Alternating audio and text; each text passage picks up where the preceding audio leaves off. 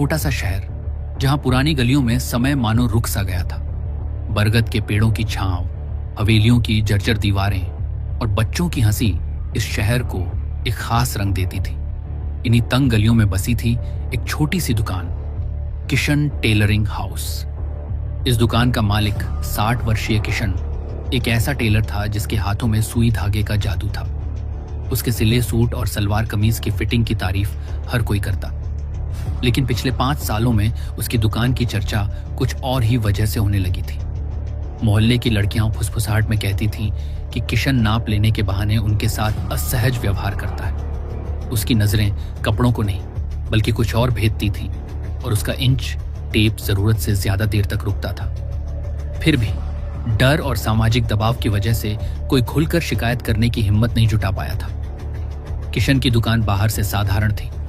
पुराना लकड़ी का काउंटर, दीवारों पर टंगे रंग बिरंगे कपड़े और एक खटारा सिलाई मशीन जो दिन रात चलती रहती।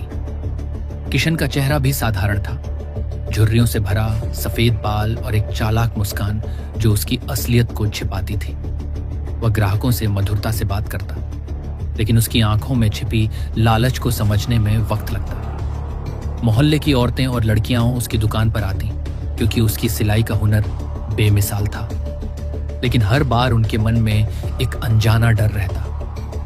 कुछ ने उसकी हरकतों को नजरअंदाज किया तो कुछ ने अपनी सहेलियों को चुपके से सावधान किया। लेकिन अब समय बदलने वाला था। एक गर्मी की तपती दोपहर में नीलम नाम की एक युवती किशन की दुकान पर आई। नीलम कोई साधारण लड़की नहीं थी।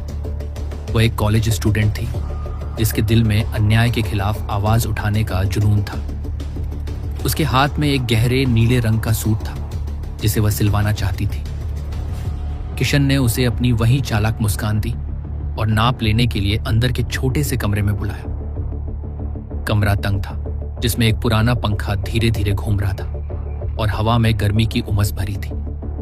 किशन ने इंच टेप उठाया और नाप लेना शुरू किया, लेकिन जल्द ही उसकी हरकतें शुरू हो गईं। उसका हाथ नीलम की कमर पर जरूरत से ज्यादा देर रुका और उसकी उंगलियां अनुचित तरीके से उसकी त्वचा को छूने लगी। नीलम का चेहरा गुस्से और असहजता से लाल हो गया। उसने तुरंत अपना सूट उठाया और बिना एक शब्द कहे दुकान से बाहर निकल गई। लेकिन नीलम ने ठान लिया था कि वह चुप नहीं रहेगी। नीलम सीधे सूरजपुर पुलिस स्टेशन पहुंची। वहां की एसपी अनीता शर्मा एक ऐसी महिला थी जिनका नाम सुनकर अपराधी कांपते थे। 35 साल की अनीता न केवल तेज तर्रार थी बल्कि उनके पास एक गजब का दिमाग भी था। उनके काले घने बाल, तेज नजरें और आत्मविश्वास से भरा चेहरा उन्हें एक अलग ही रुतबा देता था। नीलम ने अनीता को सारी बात बताई, किशन की गलत हरकतें, उसकी चालाक नजरें और नाप लेने के बहाने की गई छेड़छाड़। अनीता की भवें तन गई। उन्होंने नीलम का हाथ थामकर कहा, तुम चिंता मत करो, इस बार किशन को सबक मिलेगा। अनीता जानती थी कि किशन जैसे लोग चालाक होते हैं। अगर वह पुलिस की वर्दी में उसकी दुकान पर गई तो वह सतर्क हो जाएगा और उसका अपराध पकड़ा नहीं जाएगा। इसलिए उन्होंने एक चतुर योजना बनाई। अनीता ने अपने पुलिस स्टेशन के सबसे भरोसेमंद अधिकारियों को बुलाया, इंस्पेक्टर विनोद और सब इंस्पेक्टर रीना। उन्होंने एक गुप्त ऑपरेशन की रूपरेखा तैयार की। योजना थी कि अनीता सादी वेशभूषा में किशन की दुकान पर जाएंगी और उसे रंगे हाथों पकड़ा जाएगा। अगले दिन सुबह की हल्की धुंध में अनीता ने अपनी पुलिस वर्दी उतारी। उन्होंने एक हल्के गुलाबी रंग की सलवार कमीज पहनी जो साधारण थी, लेकिन उनकी खूबसूरती को और निखार रही थी। उनके बाल खुले थे और चेहरे पर एक सादगी भरा भाव था। वो एक पुराना सा सूट लेकर किशन की दुकान की ओर चल पड़ी। उनके साथ विनोद और रीना सादी वर्दी में पास की गली में छिपे थे ताकि सही समय पर कार्रवाई की जा सके। किशन की दुकान का माहौल वैसा ही था। पुराना लकड़ी का काउंटर, दीवारों पर टंगे रंग बिरंगे कपड़े और वह चालाक मुस्कान। अनीता ने दुकान में कदम रखा और स्वर में कहा कि उन्हें एक सूट सिलवाना है। किशन की आंखों में वही लालच भरी चमक थी। उसने तुरंत नाप लेने की बात कही और अनीता को अंदर के कमरे में ले गया। कमरे में पुराना पंखा अभी भी धीरे धीरे घूम रहा था और हवा में एक अजीब सी तनाव की गंध थी। किशन ने इंच टेप उठाया और नाप लेना शुरू किया, लेकिन जल्द ही उसकी असली मंशा सामने आने लगी। उसका हाथ अनीता की कमर पर जरूरत से ज्यादा देर रुका और उसकी उंगलियां अनुचित तरीके से उनकी त्वचा को छूने लगी।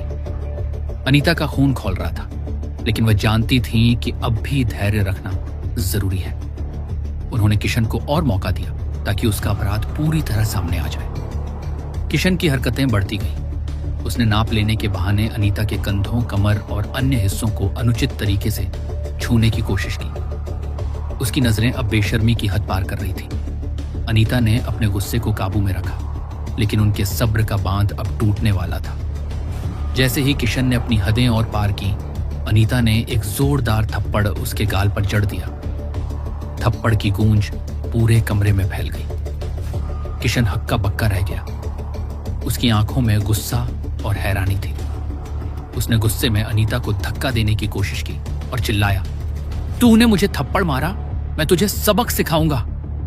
लेकिन इससे पहले कि वह कुछ और कर पाता, अनीता ने अपनी असली पहचान उजागर कर दी। किशन, मैं एएसपी अनीता शर्मा हूं, उन्होंने गरजते हुए कहा। उसी पल विनोद और रीना दुकान में घुस आए। किशन के पैरों तले जमीन खिसक गई। वह समझ गया कि उसका खेल खत्म हो चुका है। पुलिस ने उसे हथकड़ी लगाई और स्टेशन ले गई। पूछताछ में किशन ने अपने कई अपराध कबूल किए। उसकी आवाज में पछतावे का कोई निशान नहीं था। वह अपनी करतूतों को एक खेल की तरह देखता था। लेकिन अनीता और उनकी टीम ने सुनिश्चित किया कि उसे उसकी करनी का फल मिले। कोर्ट में सुनवाई के दौरान किशन के खिलाफ कई गवाह सामने आए। नीलम और अन्य लड़कियों ने हिम्मत दिखाई और अपनी आपबीती सुनाई। जज ने किशन को आजीवन कारावास की सजा सुनाई। उसकी दुकान बंद हो गई और उसकी जगह अब एक नई सिलाई दुकान खुली, जिसे एक ईमानदार और मेहनती टेलर अजय चलाता था।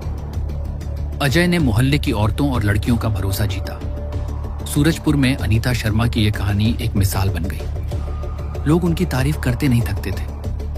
नीलम ने अनीता को गले लगाया और कहा, आपके कारण हम अब बिना डर के जी सकते हैं। अनीता ने मुस्कुराते हुए कहा, न्याय का रास्ता मुश्किल हो सकता है, लेकिन सच्चाई हमेशा जीतती है। शहर की गलियों में अब एक नई हवा बह रही थी। किशन का आतंक खत्म हो चुका था और सूरजपुर की औरतें अब बिना डर के अपनी जिंदगी जी रही थीं। यह कहानी न केवल किशन के अंत की कहानी थी, बल्कि साहस, हिम्मत और न्याय की जीत की कहानी थी। अगर आपको हमारी मेहनत और यह वीडियो पसंद आई तो एक लाइक जरूर करें। ऐसी और बढ़िया बढ़िया वीडियो देखने के लिए हमारे चैनल को करें सब्सक्राइब और कमेंट में बताइए आपको वीडियो कैसी लगी। मिलते हैं अगली वीडियो में, तब तक के लिए बाय।